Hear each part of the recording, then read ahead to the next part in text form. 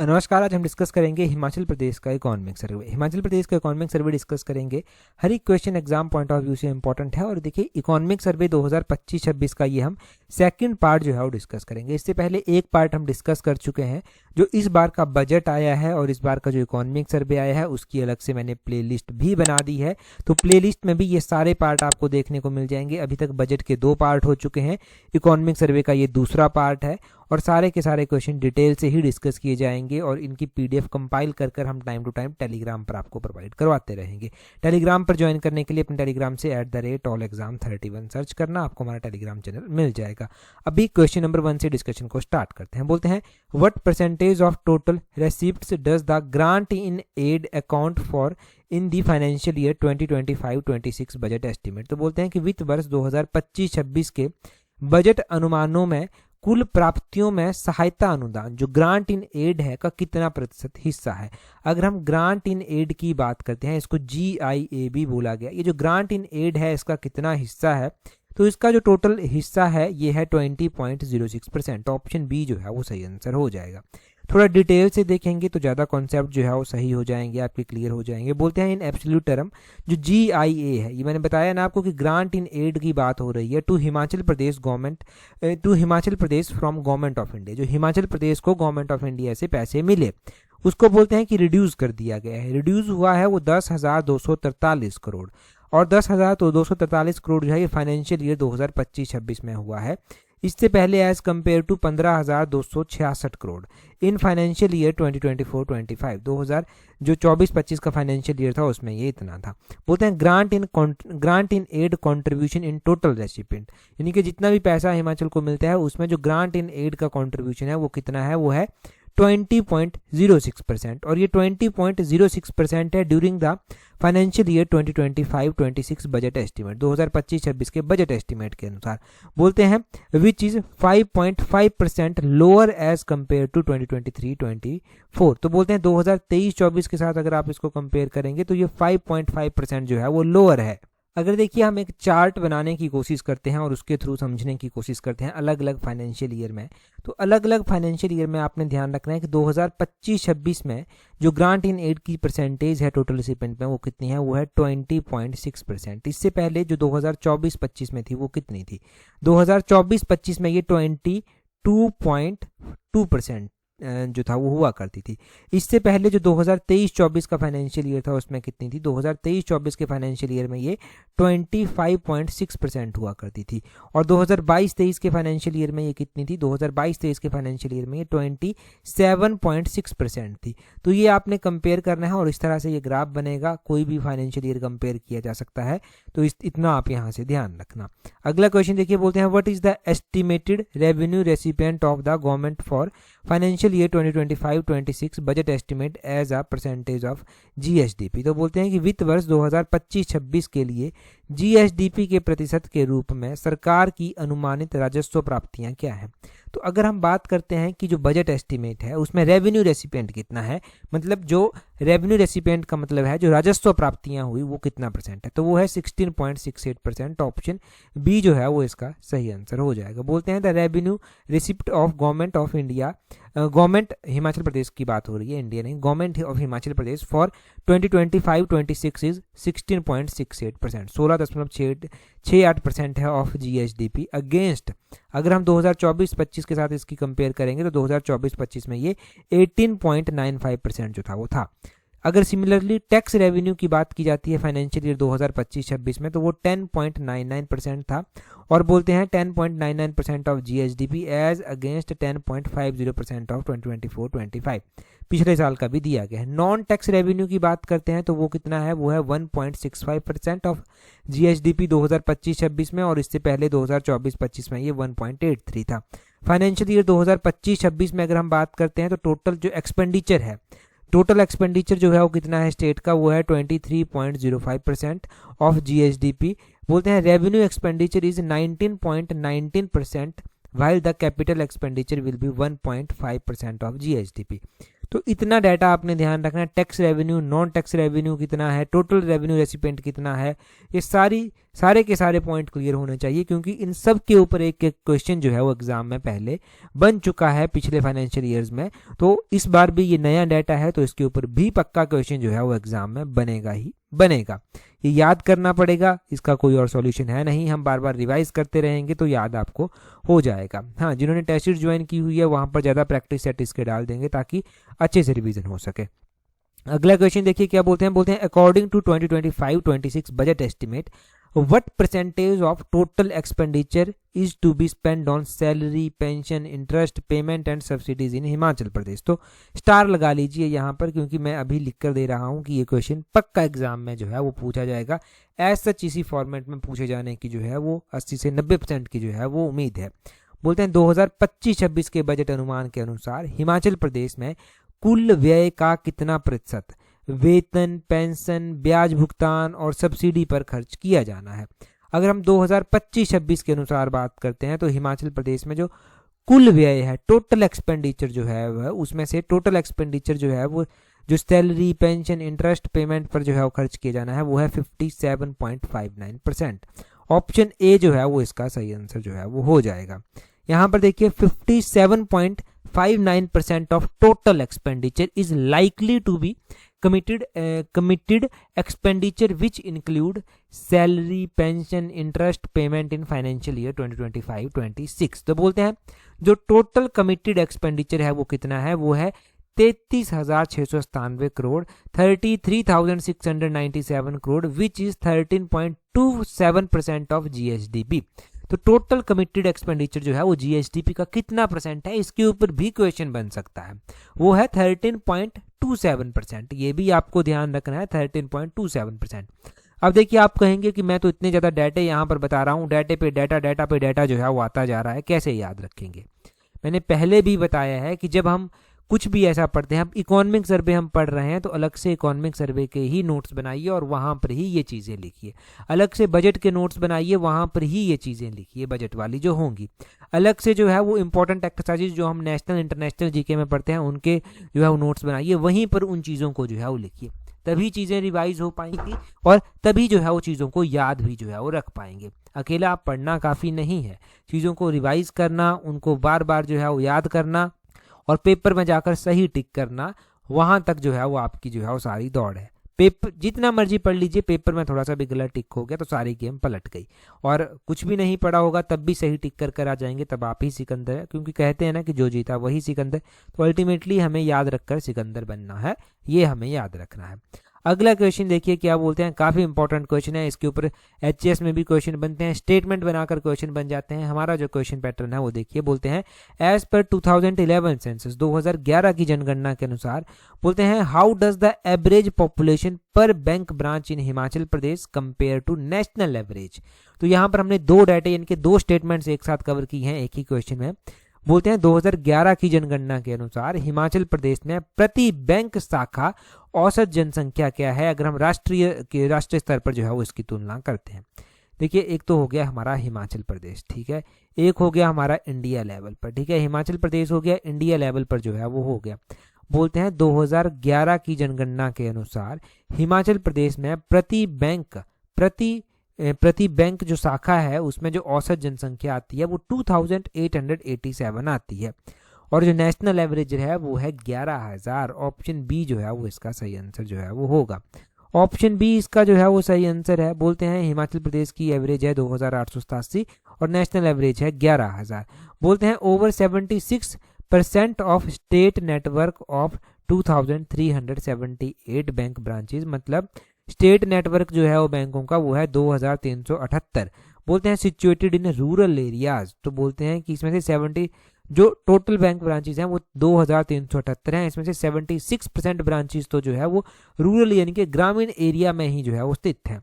According to the 2011 census the state has an average population of 2887 per bank branch. तो अगर हम बात करते हैं कि एक बैंक की ब्रांच है किसी भी बैंक की, उसके ऊपर कितना बर्डन है, तो उसके ऊपर 2887 लोगों का बर्डन है। नेशनल लेवल पर अगर यही डाटा देखेंगे तो 11,000 बर्डन है एक बैंक ब्रांच पर। बोलते हैं बोलते हैं यहाँ पर 4 payment banks operated within the state. Himachal Pradesh में 4 पेमेंट बैंक्स भी हैं, जिनमें से इंडियन पोस्ट पेमेंट बैंक है, financial inclusion network and operation एक पेमेंट बैंक है, एयरटेल पेमेंट बैंक है और पेटीएम पेमेंट बैंक है। तो ये भी ध्यान रखना है कि 4 ये जो है वो कौन कौन से जो है वो पेमेंट बैंक जो है वो आते हैं, ये अलग से हैं। यहाँ पर कुछ एक डाटा जो पिछली बार हमने रिवाइज किया था उसको मैं रिवाइज करवा दूंगा। यहाँ पर ध्यान रखना है कि हिमाचल प्रदेश में सबसे ज़्यादा बैंक ब्रांचेस किसकी हैं, वो है पीएनबी की, पंजाब नेशनल बैंक की। वो जो है वो कितनी ब्रांचेस जो है वो हिमाचल प्रदेश में जो है वो आती हैं। अगर पंजाब नेशनल बैंक की टोटल ब्रांचेस हिमाचल प्रदेश में देखेंगे तो 355 ब्रांचेस जो है वो आती हैं। दूसरे नंबर पर अब एसबीआई जो है वो आता है, state bank of India. State bank of India की जो है वो 351 बैंक ब्रांचेस जो है वो आती हैं। तीसरे नंबर पर जो है वो यूको बैंक जो है वो आता है, यूको बैंक की 182 ब्रांचेस जो है वो आती हैं। ये आपने ध्यान रखना है किस बैंक की कितनी ब्रांचेस जो है वो आती हैं। ठीक है जी, इतना ध्यान रखिए। अभी हम अगला क्वेश्चन डिस्कस करेंगे, परंतु अगला क्वेश्चन हम डिस्कस करें उससे पहले अगर आप तैयारी कर रहे हैं अपकमिंग पटवारी के एग्जाम के लिए, पंचायत सेक्रेटरी के एग्जाम के लिए, तो आप हमारी कॉम्प्रिहेंसिव टेस्ट सीरीज के साथ जुड़ सकते हैं।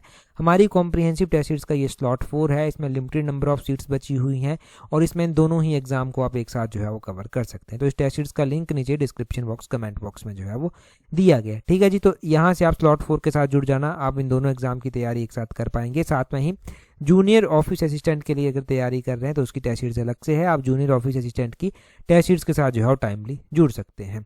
ठीक है जी, अब अगला क्वेश्चन देखते हैं हमारे पास क्या पूछा गया है। बोलते हैं what is the estimated contribution of the crop sub sector to the total gross state value added, जिसको जीएसवीए बोला गया, of Himachal Pradesh for financial year 2025-26। तो बोलते हैं वित्त वर्ष 2025-26 के लिए हिमाचल प्रदेश के कुल सकल राज्य मूल्य वर्धित जीएसबीए में फसल उप क्षेत्र का अनुमानित योगदान क्या है। देखिए क्रॉप जो सब सेक्टर आता है उसका टोटल कंट्रीब्यूशन जो है वो कितना है जीएसबीए में, क्रॉप का है 57.12%। ऑप्शन ए जो है वो सही आंसर इसका हो जाएगा।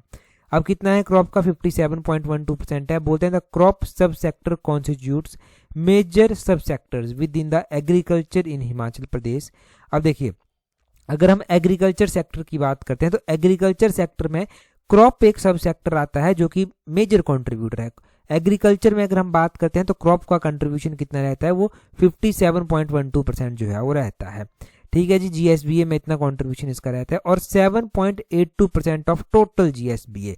अगर टोटल जीएसबीए में अगर हम क्रॉप सब सेक्टर का कंट्रीब्यूशन देखेंगे तो 7.82 आएगा और अगर हम एग्रीकल्चर और एलाइड सेक्टर में देखेंगे तो 57.12% आएगा। During the financial year 2025-26 the contribution of livestock, fishery, forestry in agriculture and allied GSVA stood at. तो देखिए यहाँ पर अलग अलग दिया गया है, ये आप ध्यान रखिएगा। एक तो यहाँ पर लाइव स्टॉक का दिया गया है 17.45%, फिशरी सब सेक्टर का दिया गया है 1.03% और फॉरेस्ट्री और एग्रीकल्चर और एलाइड सेक्टर का दिया गया है कितना 24.40%। तो फॉरेस्ट्री का भी ध्यान रखना, फिशरी का भी ध्यान रखना, लाइव स्टॉक का भी ध्यान रखना। इतना याद रखेंगे, इतना याद रह जाएगा। अगला क्वेश्चन देखिए क्या बोलते हैं। अगले क्वेश्चन में बोलते हैं what is the projected growth rate of forestry sub sector in Himachal Pradesh for the financial year 2025-26 at current prices. अब देखिए यहाँ पर फॉरेस्ट्री सब सेक्टर की बात की गई है कि करंट प्राइसेस पर जो है वो कितना है उसका कंट्रीब्यूशन, तो वो है कितना 9.9%। ऑप्शन सी इसका सही आंसर हो जाएगा। बोलते हैं forestry accounted for 3.35% of total GSB. अगर हम फॉरेस्ट्री सेक्टर की बात करते हैं तो ये कितना कंट्रीब्यूट करता है जीएसबीए में, ये 3.35% जो है वो करता है जीएसबीए में। और एग्रीकल्चर और एलाइड में कितना करता है, तो ये 24.0% जो है वो करता है। कितना 24.0% जो है वो करता है। और बोलते हैं कि ये 2024-25 का डाटा हो गया। बोलते हैं फॉरेस्ट्री सब सेक्टर की अगर हम बात कर रहे हैं, ये इसका एस्टिमेट कितना है, यही क्वेश्चन में पूछा गया था। बोलते हैं is estimated to grow at, इसका एस्टिमेट है कि ये 9.9% की दर से जो है वो ग्रो करेगा अगेंस्ट 8.2% इन फाइनेंशियल ईयर 2024-25। इससे पहले ये 2024-25 में जो है वो 8.2% जो है वो ग्रो किया था। पता चला ना हम क्या बताना चाह रहे हैं। यहाँ पर हम फॉरेस्ट्री सब सेक्टर की बात कर रहे हैं। ये टोटल जीएसपी में 3.35 कंट्रीब्यूट करता है। अगर हम एग्रीकल्चर और अलाइड सेक्टर में ही देखेंगे तो ये 24.04% जो है कंट्रीब्यूट करता है। फॉरेस्ट्री सब सेक्टर की ये अनुमान है कि 2025-26 फाइनेंशियल ईयर में ये 9.9% जो है ग्रो कर जाएगा, और इससे पहले ये 8.2% जो है वो किया था। यही यहाँ पर याद रखना है, यहाँ से क्वेश्चन पक्का बनता है। अगला क्वेश्चन देखिए, बोलते हैं what was the actual rainfall recorded in Himachal Pradesh from June to September 2025। Himachal Pradesh में कितनी रेनफॉल किस महीने में हुई, इसके ऊपर भी क्वेश्चन बने हैं। आप यकीन मानिए कि इनके ऊपर जो क्वेश्चंस बने हैं वो इतने डेप्थ में कई बार बन जाते हैं कि डाटा ढूंढना भी मुश्किल हो जाता है। ये तो हमारे पास ऑफिशियल डाटा है, ये तो याद रखना ही पड़ेगा। कई बार तो न्यूज़पेपर बेस्ड डाटा भी जो है वो पूछ ले जाता है। अब यहाँ पर देखिए, जून से सितंबर 2025 के बीच में जो एक्चुअल रेनफॉल यहाँ पर हुई वो कितनी हुई, वो ही 1023 मिलीमीटर। ऑप्शन सी जो है वो इसका सही आंसर है। 1023 मिलीमीटर यहाँ पर जो है वो एवरेज रेनफॉल जो है वो होती है। हम रेनफॉल का ही डाटा हिमाचल प्रदेश में देखते हैं कि हिमाचल प्रदेश में कितनी रेनफॉल किन महीनों में जो है वो हुई। हिमाचल प्रदेश में बोलते हैं 1023 मिलीमीटर रेनफॉल हुई जून से सितंबर 2025 के बीच में। बोलते हैं which is 289 millimetre more than normal rainfall. वैसे जो जून से सितंबर के बीच में नॉर्मल रेनफॉल होती है वो होती है 734 मिलीमीटर, परंतु अभी जो रेनफॉल हुई है ना 2025 में वो 289 मिलीमीटर इससे जो है वो ज़्यादा हुई है, और ये टोटल 1023 मिलीमीटर जो है वो हुई है। एक तो ये याद रखेंगे। सिमिलरली बोलते हैं अक्टूबर से दिसंबर के महीने में जो रेनफॉल हुई है वो 70 मिलीमीटर जो है वो हुई है, और बोलते हैं which is 13 millimetre less than normal rainfall. तो जो नॉर्मल रेनफॉल होती है वैसे जो हमारा अक्टूबर से दिसंबर का महीना है उसमें 83 मिलीमीटर होती है, और अगर हम 2025 में देखेंगे तो ये 13 मिलीमीटर जो है वो कम हुई है, और 13 से जो है वो 70 मिलीमीटर तक जो है ये पहुंच गई है। तो ये आपने यहाँ पर नोट करना है कि कितनी मिलीमीटर रेनफॉल किस डिस्ट्रिक्ट में जो है वो असल में हुई है। अगर हम यहाँ पर यही बात कर लेते हैं, हमारे पास जून से सितंबर महीने का एक ऑफिशियल डाटा भी जो है वो अवेलेबल है। स्टेट की एवरेज तो आपने देख ली। अब आप मुझे ये बताइए कि सबसे ज़्यादा रेनफॉल जो है वो कौन से डिस्ट्रिक्ट में हुई होगी। अगर हम जून से सितंबर 2025 की बात करते हैं कि सबसे ज़्यादा रेनफॉल जो है वो कौन से डिस्ट्रिक्ट में हुई है, तो वो कांगड़ा डिस्ट्रिक्ट में जो है वो सबसे ज़्यादा रेनफॉल जो है वो हुई है। कांगड़ा में जो है वो 1900 मिलीमीटर रेनफॉल जो है वो हुई है। अगर हम बात करते हैं कि कांगड़ा के बाद दूसरा नंबर किसका है, तो वो मंडी का नंबर है। मंडी में 1898 मिलीमीटर जो है वो रेनफॉल जो है वो हुई है। उसी हिसाब से देखेंगे कि सबसे कम रेनफॉल जो है वो कहाँ पर हुई। सबसे कम रेनफॉल लाहौल स्पीति में जो है वो देखने को मिली जून से सितंबर के बीच में 301 मिलीमीटर यहाँ पर जो है वो रेनफॉल जो है वो हमें देखने को मिली। ये हमारे पास एक ऑफिशियल डाटा भी है। हमारे पास ऐसा ही डाटा जो है वो है अक्टूबर से दिसंबर तक का भी। अक्टूबर से दिसंबर के बीच में अगर हम बात करते हैं कि सबसे ज़्यादा रेनफॉल जो है वो कौन से डिस्ट्रिक्ट में हुई, तो सबसे ज़्यादा रेनफॉल जो है वो कौन से डिस्ट्रिक्ट में हुई है वो भी ध्यान रखना है कि वो सबसे ज़्यादा सिरमौर डिस्ट्रिक्ट में रेनफॉल जो है वो सबसे ज़्यादा हुई है। 97 मिलीमीटर सिरमौर डिस्ट्रिक्ट में जो है वो रेनफॉल हुई है। और सबसे कम रेनफॉल जो है वो कहाँ पर हुई है, तो किन्नौर में 41 मिलीमीटर जो है वो सबसे कम रेनफॉल जो है वो हुई है। तो ये सबसे ज़्यादा वाला आप जून से सितंबर का भी ध्यान रखना, अक्टूबर से दिसंबर का भी ध्यान रखना। मैंने दोनों ही बता दिए। एक आधी बार मैं फिर से इस डाटा को रिवाइज करवाऊंगा, फिर से अगले इकोनॉमिक सर्वे के पार्ट में हम पढ़ लेंगे। देखिए अगर आपका कंट्रीब्यूशन ठीक रहता है, आपका पॉजिटिव रिस्पांस रहता है ना, तो इकोनॉमिक सर्वे हम लगभग पूरा ही कवर कर लेंगे। पेपर में बहुत सारे क्वेश्चन जो हैं वो इकोनॉमिक सर्वे बजट बेस्ड पूछे जाते हैं, हम लगभग 90% तो कवर कर ही लेंगे। 100% तो आपको पता है खुद पढ़कर ही होगा, परंतु 80-90% हम अच्छे से कवर करने की पूरी कोशिश करेंगे। वही है कि आप कितना कंट्रीब्यूट करते हैं। हम इस वीडियो में भी टारगेट ये रख देते हैं कि 1000 लाइक्स अगर आते हैं तो हमें पता चल जाएगा कि भाई हाँ आपका पॉजिटिव रिस्पॉन्स है और आप पॉजिटिवली जो है वो नोट्स भी बना रहे हैं, आपको हेल्प मिल रही है। चलिए जी अगला क्वेश्चन देखते हैं क्या बोलते हैं। How many bio control laboratories are established in Himachal Pradesh. तो बोलते हैं कि हिमाचल प्रदेश में ये बायो कंट्रोल लेबोरेटरीज जो स्थित हैं ये कितनी स्थित हैं। हिमाचल प्रदेश में सिर्फ और सिर्फ 2 ही जो है वो बायो कंट्रोल लेबोरेटरीज जो है वो स्थित हैं। कितनी? 2 ही ऐसी लेबोरेटरीज जो है वो स्थित हैं। अब आप यहाँ पर ध्यान रखिए कि बोलते हैं department of agriculture has total 12 soil testing laboratories. तो हिमाचल प्रदेश का जो एग्रीकल्चर डिपार्टमेंट है उसके पास टोटल 12 सॉइल टेस्टिंग लेबोरेटरीज जो हैं वो स्थित हैं। फर्टिलाइजर लेबोरेटरीज की बात करते हैं तो वो कितनी हैं, वो 3 जो हैं वो आती हैं। Fertiliser and seed testing laboratories ये 3 है, ये ध्यान रखना। Fertiliser and seed testing laboratories कितनी है, 3 है। और ये जो बायो कंट्रोल हम पढ़ रहे हैं, ये 2 बायो कंट्रोल लेबोरेटरीज जो हैं वो यहाँ पर आती हैं। ठीक है, ये ध्यान रखें। एक जो है वो स्टेट पेस्टिसाइड टेस्टिंग लेबोरेटरी है और एक ही bio fertiliser production and quality control laboratory भी जो है वो यहाँ पर आती है। तो ये भी पता होना चाहिए कि कौन कौन सी लेबोरेटरीज कितनी स्थित हैं यहाँ पर, यहाँ से पक्का क्वेश्चन बनेगा ही। अगला क्वेश्चन देखिए, बोलते हैं under the flow irrigation scheme what percentage of expenditure is borne by the government for community based work such as the renovation of कूल। तो बोलते हैं कि फ्लो इरिगेशन स्कीम सरकार के द्वारा एक चलाई गई है। बोलते हैं इस स्कीम के तहत कूलों के नवीनीकरण के लिए, बोलते हैं जो कूलों का नवीनीकरण हो रहा है जैसे समुदाय आधारित है, जो कम्युनिटी बेस्ड है, बोलते हैं ऐसे कार्यों के लिए सरकार द्वारा कितना प्रतिशत व्यय जो है वो वहन किया जाएगा।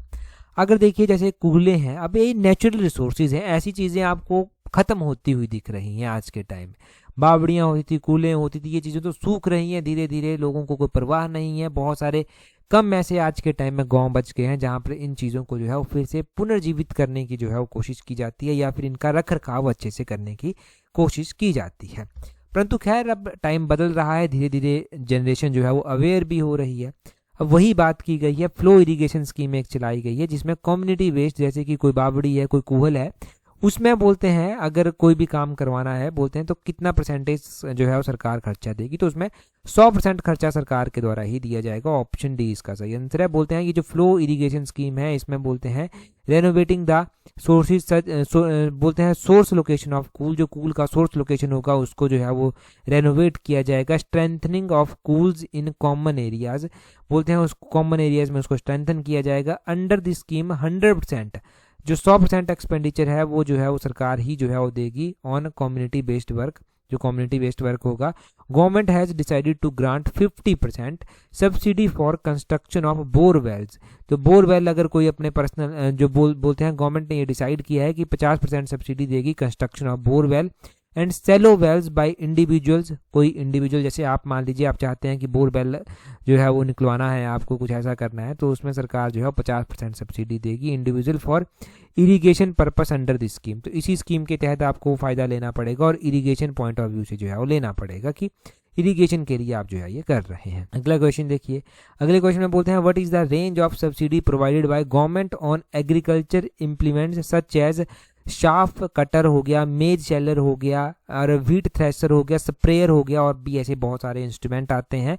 बोलते हैं अंडर राज्य कृषि यंत्रीकरण कार्यक्रम। तो बोलते हैं राज्य कृषि यंत्रीकरण कार्यक्रम के तहत कृषि उपकरण हो गए, जैसे कि शेफ कटर हो गया, मक्का सेलर हो गया, गेहूं थ्रेशर हो गया, स्प्रेयर हो गया, और भी ना जाने कितने ऐसे जो हैं वो इंस्ट्रूमेंट आते हैं। बोलते हैं इन पे सरकार कितनी सब्सिडी की सीमा जो है और सरकार इनमें जो है 40 से 50% की सब्सिडी जो है वो देती है। ऑप्शन सी इसका जो है वो सही आंसर जो है वो हो जाएगा। कितना, 40 से 50% की सब्सिडी सरकार देने का वायदा यहाँ पर जो है वो करती है।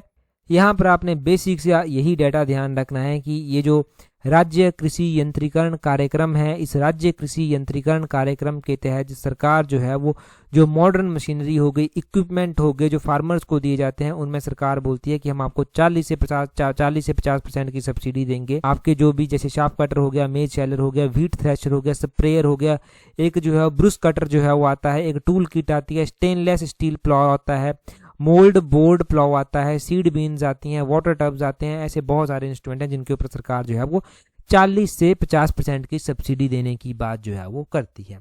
अब देखिए इतनी सारी सब्सिडीज हम पढ़ते हैं, आखिर सब्सिडीज मिलेंगी कैसे? सब्सिडीज भी लेना आसान नहीं है। एक मतलब to be very honest, to be very frank, कि आज के टाइम में अगर आप देखेंगे कि सब्सिडीज लेना भी इतना आसान नहीं है। उसके लिए भी आपको बहुत सारी फॉर्मेलिटीज जो है वो करनी पड़ती हैं। परंतु खैर जहाँ पर बड़े जेन्युइन लोग हैं वहाँ पर सब्सिडी वो लेते भी हैं और उनको मिलती भी है, और बहुत सारे लोग जो हैं वो उसका फ़ायदा उठाते भी हैं, और उठाना भी चाहिए क्योंकि लोगों के हित के लिए ही ये कार्यक्रम चलाए गए हैं। चलिए, अगर आपने आज तक कोई ऐसी सब्सिडी का जो है वो फ़ायदा लिया है तो आप कमेंट कर जल्दी से बताइए।